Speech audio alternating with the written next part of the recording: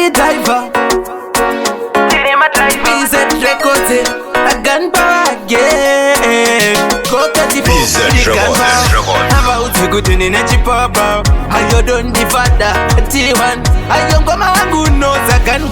I say, but you wanna sakai pasangini. So have a one as if I'm a say, but you wanna sakai pasangini. So have a one as if I'm a say, but you wanna sakai pasangini. So have a one as if I'm a say, but you wanna sakai pasangini. So have a one as if I'm a kwa varinya ya tangu saita kunge nyusi Varkufara uyu akagwanda lusi Kwa rinya ya tangu saita kunge nyusi Varkufara uyu akagwanda lusi Kutindi tambure niso zana shubira Kona ndijifara moyo zova tembira Kutindi tambure niso zana shubira Kona ndijifara moyo zova tembira Seiva shakai pasangwini Shabu haba wane asiba mwewangwa Seiva shakai pasangwini Shabu haba wane asiba mwewangwa Seiva shakai pasangwini Shabu haba wane asiba mwewangwa Seiva shakai pasangwini Shabu haba wane asiba mwewangwa Ikaro siva ndizo shiri munu mutema Chakanaka chawaita pana anochiwona Ase chakashata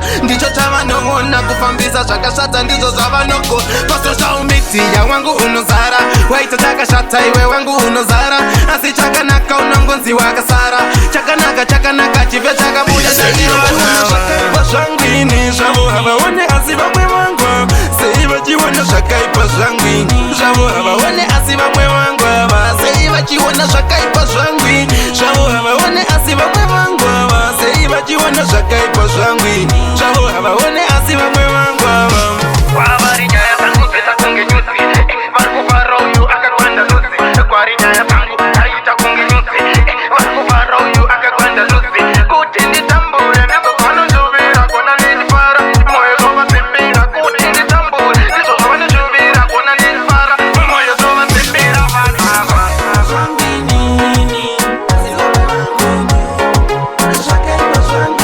Shabu haba wane asiba mwewangwa Seiva shakai pasangwini Shabu haba wane asiba mwewangwa Seiva shakai pasangwini Shabu haba wane asiba mwewangwa Ukayita mari na kutenderera ni mafi Andi ino jamari Apana wanda si Ukayita mari bandi sara getu hana bas Mandongo wana vek Bandi nga bangure BZ Records.